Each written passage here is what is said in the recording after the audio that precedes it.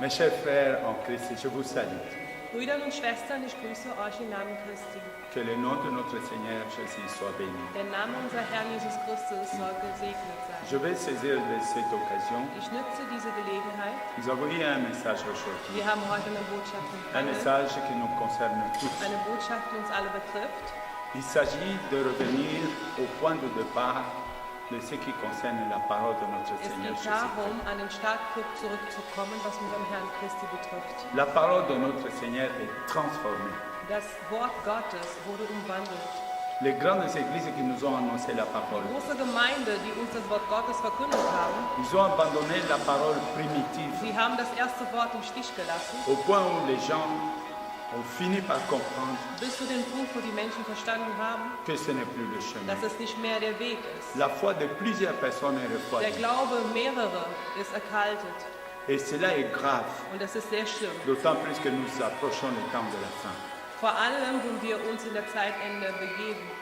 Le Seigneur nous invite Der Herr legt uns ein, à revenir au point du départ. zurück zum Wort des Anfangs zurückzukommen. Un départ correct Ein Anfang, der korrekt gemacht peut ist, nous conduire à la victoire. und das kann uns auch zum Sieg führen. Mais si la parole de Dieu Aber wenn das Wort Gottes commence à viser d'autres objectifs, andere Ziele vor Augen hat, le matériel, das la Materielle, gloire, die Herrlichkeit, l'argent das Geld, et toutes ces choses, all diese Dinge, et alors nous Dan. serons perdus. werden wir für alle Zeiten verloren sein. Ce n'est pas un problème d'application de la Es ist Bible. kein Problem, das Wort Gottes in Tat Beaucoup de gens umzusetzen. parlent de la religion, Viele Menschen sprechen über Religion, mais notre Seigneur cherche une aber unser relation, Herr sucht nach einer Beziehung, une bonne relation. eine gute Beziehung. C'est à cause de cela que le Deswegen, Seigneur veut à ce que nous der puissions Herr encore möchte nous approcher unbedingt, dass wir ihm nahe kommen, et que nous puissions l'accepter. dass wir ihn aufnehmen.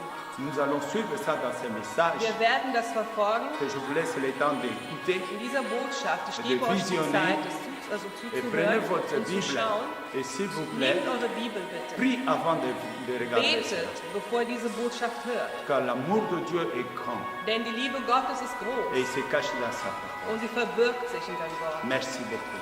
Vielen Dank. C'est tout ce que j'avais à vous Das dire. ist alles, was ich mit euch Maintenant, zu teilen suivez hatte. ces paroles. Jetzt verfolgt das Video. Que le Seigneur vous bénisse. Der Herr segne. Amen. Amen.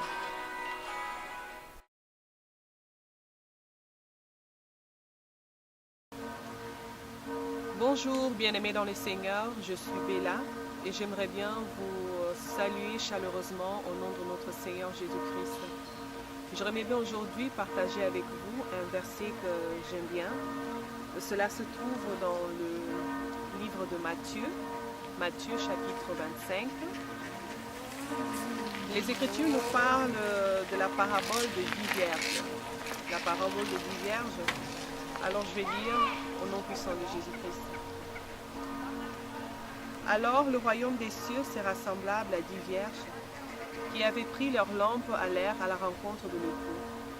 5 d'entre elles étaient folles et 5 sages. Les folles, en prenant leur lampe, ne prirent point d'huile avec elles. Mais les sages prirent avec leur lampe de l'huile dans leur vase. Comme l'époux tardait, toutes s'assoupirent et s'endormirent. Au milieu de la nuit, on cria « Voici l'époux! Allez à sa rencontre !» Alors toutes ces vierges se réveillèrent et préparèrent leurs lampes. Les folles dirent aux sages « Donnez-nous votre huile, car nos lampes s'éteignent. » Les sages répondirent « Non, il n'y en aurait pas assez pour nous et pour vous. Allez plutôt chez ceux qui en vendent et en achetez-en pour vous. » Pendant qu'elles allaient en acheter, l'époux arriva. Celles qui étaient prêtes entrèrent avec lui dans la salle des noces et la porte fut fermée. Plus tard, les autres vierges virent et dirent « Seigneur, Seigneur, ouvre-nous !» Mais il répondit « Je vous le dis en vérité, je ne vous connais pas. Veuillez donc puisque vous ne savez ni l'heure ni le jour. » Merci. On a lu Matthieu 25 à partir du chapitre 1 jusqu'à 13. Et j'aimerais bien prier au nom du Seigneur Jésus-Christ. Père éternel, mon Dieu, je te bénis, Seigneur, pour ce moment opportun, Père, que tu nous accordes dans cet instant, Seigneur, de pouvoir encore une fois, Seigneur, entendre ta parole, Père éternel, mon Dieu, et apprendre encore, Seigneur, entendre, Père de gloire, ta sagesse, Seigneur. Viens, Père éternel, remplis, Seigneur, mon Dieu, nos cœurs, Papa. Que nos cœurs, Seigneur, soient prêts à recevoir cette parole, que ce soit comme une sémence, Père éternel, mon Dieu, qui va produire de fruits dignes de repentance. Tout ce qui n'est pas à toi, Seigneur, que cela soit loin de nous. Au nom puissant de Jésus-Christ, cher Saint-Esprit, je te dis merci, car c'est toi le meilleur enseignant. Viens, enseigne-nous, cher Saint-Esprit, et prends contrôle de cet instant, de cette situation, au nom puissant de Jésus-Christ. Amen. Voilà. Naotaki kotanga tout à l'heure na Matthieu chapitre 25, totangi na 1 jusqu'à 13. Awa tozo parler na parabole à 10 vierges. Na kata parabole à 10 vierges, ce que totangi bien ebandeli. Sœur alobi que alors le royaume des cieux sera semblable à 10 vierges. Tomoni que na ministère à Christ awa na se, il avait beaucoup parlé du royaume des cieux. Pourquoi? Parce que lui-même il savait que le royaume naïe ezali terrestre, le royaume naïe ezali céleste. Alors, à chaque fois, azalaki kolinga toujours ko interpeller bato que royaume naïe na likolo eza na ba condition ba oyo nyonso ba sepeli ba leka na kokota kuna ba yeba que royaume des cieux wana ezali na ba condition o esengeli ko accomplir pour na kokota kuna. Ce qui totali na ba parabole, à chaque instant azali koloba toujours azo parler toujours le royaume des cieux. Le royaume des cieux, le royaume des cieux. Alors awa na kati ya lisese oyo azali ko comparer le royaume des cieux na ba 10 vierges. Alors na kati ya ba 10 vierges wana toti kotanga que bazalaki 5 na bango bazalaki folle, 5 na bango bazalaki sage. Mais bango nyonso 10 esengelaki bakende à la rencontre de l'époux. Bazalaki kokende pamba te balingai bamona mobali na bango. Mais pona kokoma tikuna esengelaki koapporter quelques ustensiles o bazalaki nango na maboko. Toti kotanga awa que bazalaki na lampe, toti komona awa que bazalaki na mafuta. Alors, dans verset 2, 5 d'entre elles étaient folles et 5 étaient sages. Les folles, en prenant leur lampe, ne prirent point d'huile avec elles. Alors, mais les sages, le commencement de la sagesse, c'est craindre de l'Éternel. Totali sous son livre à Proverbe, les ali kotali sabiso que la sagesse de Dieu ezali ko yinamabe. Sagesse en Nzambe ezali que o yinali sumu na façon na ngonyo soto. Alors ba o ba bengamaki sage awa, ba bengamaki sage par rapport ya vie na bango bazalaki pe ko mener, bazalaki batu moko, bazalaki vraiment na vie à crainte en Nzambe, bazalaki na vie à sanctification vraiment.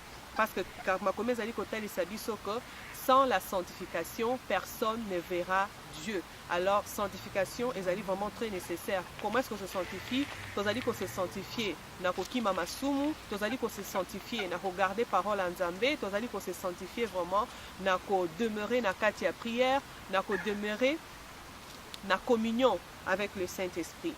Alors, tozali qu'on continue. Ma comme lobi que comme l'époux tardait toutes s'assoupir et s'endormir. Tozali komona ete na kati awa ba 5 sages na ba 5 folles wana bazalaki ba païens te. Bazalaki basi oyo bayebaki la parole. Bazalaki basi oyo bazalaki par exemple na kati na litonga. Bazalaki basi oyo pe bayebaki promesse que un jour l'époux viendra à notre recherche. Bazalaki ba ignorante te, bazalaki ba païenne te, bazalaki basi na kati ya lingomba. Ça veut dire que na kati na lingomba toza na ba sage, na kati na lingomba toza na ba folle. Mais na kati na moment wana moya ko reconnaître bango pena nous ezalaki te. Parce que bango nyonso tu bayaka église, bango nyonso tu bayoka liloba, mais suka tirage au sort et ko salema Nanzela Saint-Esprit. Alors tu es comme on a awa que comme l'époux tardé. Bisonyo sopene tozaliawa, tozali toujours kogarde promesse kati na biso ke totambola na komilengela parce que toyebi ke un jour époux azali koya à notre recherche. Alors lampe eza parole. Bible ezali kotalisa biso que parole na Nzambe c'est une lampe à nos pieds. Parole na Nzambe ezali lampe na pied na biso. Mais avoir la lampe n'est pas suffisant pour na kokota na royaume des cieux. Eza suffisant te. Ça veut dire ezali kosenga susu eloko moko susu. Alors ba continuer à balobi que huile. Bible ezali kotalisa biso que huile ezali symbole ya Saint-Esprit. Ça veut dire que tu peux avoir la parole mais tu n'as pas la révélation qui vient du Saint-Esprit. Tu peux avoir la parole mais tu n'as pas le Saint-Esprit en toi. Yango est vraiment très important kozala na parole qui est la lampe mais kozala pe na huile ndeza ya motuya susu makasi koleka. Tokomi na temps moko c'est vraiment au même moment na koloba ke ndenge ba vierge ba vierge balekaki na kozala. L'époux tardait. Nathan na biso pe époux azali kotarder. Tozali komona ke y a vraiment beaucoup qui ne croient plus au retour du Seigneur. Beaucoup bakomi même ko préférer que kosala ko préparer l'avenir terrestre. Bazali ko croire sur l'avenir céleste te. Bazali ko préférer ko s'amasser ba trésor terrestre. Oh yeso azali ko lobake, bo s'amasser ba trésor terrestre te parce que ezali ba nyama bakokota, bakolia ngo, ezali ba miyibi bakoya bakoyiba ngo, mais plutôt bo amasser ezali ba trésor céleste. O bombami dans les lieux très hauts. O esika miyibi bakomaka te, o esika ba nyama bakenda ka ba insecte bakenda pona kolia ngo te. Ezali ba trésor a lolengo ane sengli to amasser. Mais bato bazali ko bosana. Babosani promesse, bato bakomi na sommeil, pongi eye, eyibi bato, bakomi asoupi, bato bazali ko s'endormir. Et sengeli tozala éveillé, parce que les jours sont vraiment très mauvais. Et sengeli vraiment to ikampi kokati na libondeli, et sengeli vraiment to se confier vraiment au Saint-Esprit, parce que yende azali huile kati na bomo ina biso, yende azali mafuta. Le Saint-Esprit est la clé pour toutes choses. Sans le Saint-Esprit, nous ne pouvons absolument rien faire. Nazali ko kanisa, comment na tangu Esther, bazalaki ko préparer ya kende komona roi, ezalaki na unique azali ko prendre soin na ye, na mona ka unique wana na image à Saint-Esprit. Parce que yenda yebaki nini yango roi azalaka nango posa, lolenge nini yango esengelaki Esther aleka na komi bongama pona asepelisa roi, unique wana yebaki nyonso tout. Alors, à nos jours aussi, nous avons un unique, le Saint-Esprit, que le Seigneur vraiment nous a donné. Et il est là pour nous aider. Il est là pour nous préparer vraiment à la rencontre de cet époux. Yango azali indispensable. Et Seigneur, créer vraiment une relation, ezala vraiment permanente avec le Saint-Esprit. Azala toujours présent kat na bomo enabiso. Parce que ce qui un jour c'est juste par le moyen du Saint-Esprit. Alors ceux qui Saint-Esprit kat nabi soit allés endormis, ceux qui Saint-Esprit kat nabi soit allés éteints, lolenge ni nyango parole et kopé la moto kat nabi soit Saint-Esprit azalité. Nyango Saint-Esprit azali vraiment très nécessaire. Saint-Esprit azali vraiment indispensable kat nabo mo enabiso. To moni so to continuer histoire. Makomi ekolobake au milieu de la nuit. Au milieu de la nuit, tango ba beleli l'époux est là. Bango nyonso tu balamukaki. Mais esengelaki kopelisa mwinda mais banani o bazalaki na mwinda kati na bango ba o bazalaki pardon na ba banani bazalaki na huile kati na bango ezalaki bobelese ba o babengami ba sage parce que Saint-Esprit afandaka kati na tempelo ezali bosoto te, Saint-Esprit avandaka kati na tempelo ezali salité te. Saint-Esprit tozali koyoka ye bien, Saint-Esprit azali un esprit pur, un esprit saint, esengeli avanda na tempelo na nzoto moko o ezali pepeto lolenge wana nde bokotambola malamu na ye. Alors soki nzoto eza na peto te, soki nzoto eza na salité, eza impur, eza souillé, moyen Saint-Esprit asala azala en œuvre mafuta na ebima ezali te, ezali carrément impossible. Eza carrément impossible. Yango ezali kosenga na biso vraiment, toleka vraiment na ko à renoncer à nous-mêmes. Toleka vraiment na ko se circoncire nous-mêmes. Toleka na ko zala dur avec nous-mêmes pour être Saint-Esprit azala toujours joyeux kat na biso. Afin que Saint-Esprit azala jamais attristé kat na bomo na biso. aza un être très important.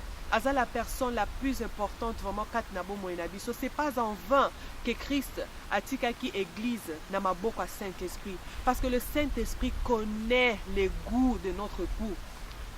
Le Saint-Esprit connaît le lenge nini yango esengeli tozala mpona kosepelisa époux.